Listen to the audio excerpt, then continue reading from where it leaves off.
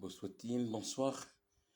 Alors, pour ce soir, comme je l'avais dit dans un des lives, qu'on va pas tarder à travailler sur le futur, mais avec non plus avec la première personne du singulier, hein, non plus avec Ogé ici, mais qui veut dire je, hein, la première personne du singulier, mais Igna.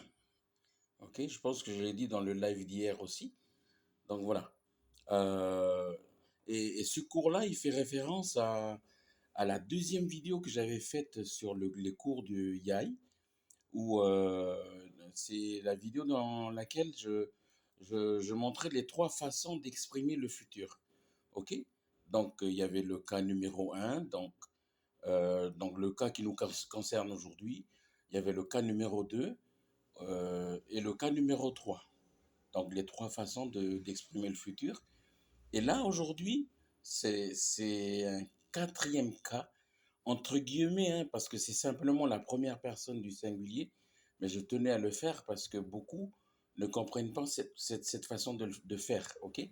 Donc voilà. Donc, donc le cas numéro un ici, hein, je l'ai écrit ici, le cas numéro un dans la vidéo numéro 2 sur les astuces pour apprendre très vite le YAI. Alors, j'avais dit, pour exprimer le futur, on peut dire ogema plus le verbe. OK? Ogema plus le verbe, ça veut dire par exemple, euh, ogema uch, ça veut dire ogema, donc c'est le sujet, ça veut dire je vais, donc je montre déjà une action que je vais faire dans le futur. Ogema, et après je rajoute tout simplement un verbe ici. Ici, en l'occurrence, j'ai rajouté le verbe uch qui veut dire courir. OK? Donc, oge ma uch, ça veut dire je vais courir. OK? Donc, et oge ma uch, en fait, ça répond à la question, ça répond ici à la question, je l'ai écrit ici. Umahe, ça veut dire que vas-tu faire? OK? Umahe, ça veut dire que vas-tu faire? Et là, j'ai marqué ici, Umahe, que vas-tu faire? Eh bien, en fait, c'est un peu comme si on faisait une abréviation. On a coupé la question là. Umehekahe, umehekahe, eh bien, on a gardé le qui est le sujet, ou, c'est-à-dire toi, et on a gardé he. Et on a, vous voyez le A de K, eh bien, on a mis ici. Donc, au lieu de dire umehekahe qui est trop long, on a dit umahe. Vous voyez, au lieu de dire hey, umehekahe, j'ai dit hey, umahe. Vous voyez, c'est un peu comme si, bon, moi je m'appelle Ukeoya, on dit Uke simplement pour faire court. Voilà. Et au lieu de dire hey, umehekahe, ça veut dire hey, qu'est-ce que tu vas faire? Que vas-tu faire? Ben, je vais dire umahe pour faire plus court. OK? Donc, voilà, c'est une façon d'exprimer le futur. Et on remonte un petit peu là-haut. Donc, réponse à la question Umaru, que vas-tu faire?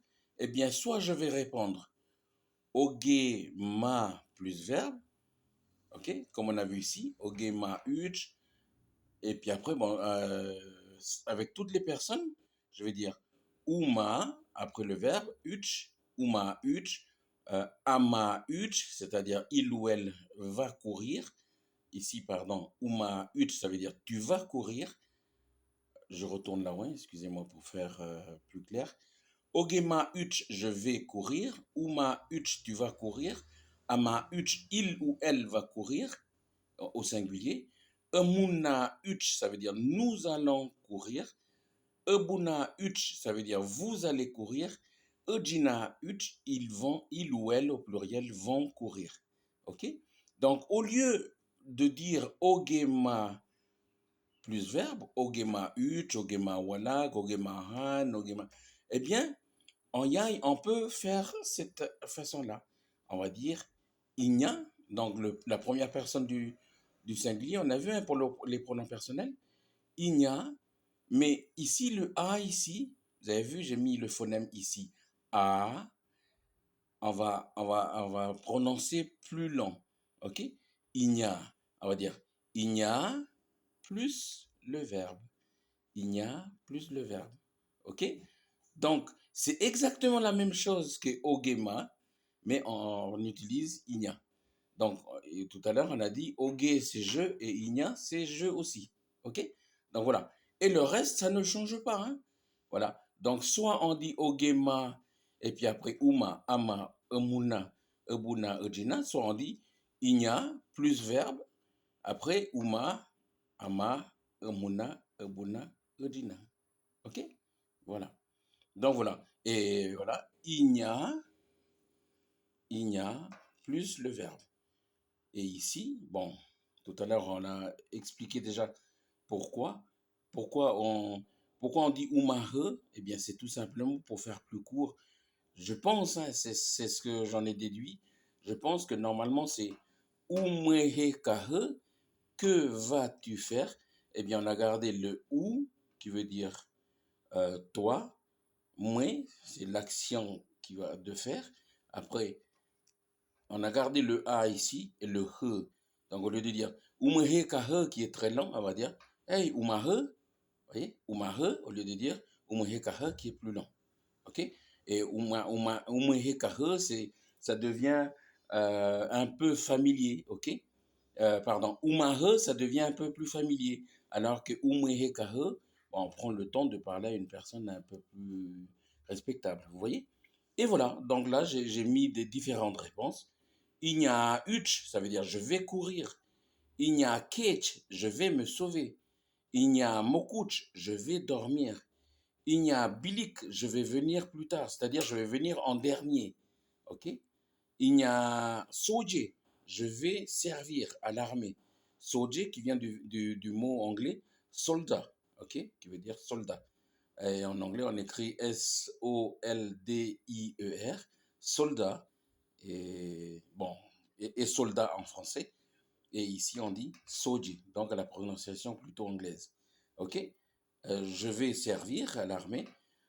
Il y a Burk, ça veut dire je vais aller avant, c'est-à-dire je vais aller en premier. OK? Il y a Burk, Burk qui vient du mot ban. OK? Ban qui est la tête. Voilà. Et ici, bon, j'ai mis Ignabilik en opposition ici avec Ignabuk. OK? Euh, ici, je peux traduire par le présent qui exprime le futur. Vous voyez? Ignabilik, ça veut dire je viens après. OK? Avec le marqueur de temps après, tu sais que ça va se passer dans le futur.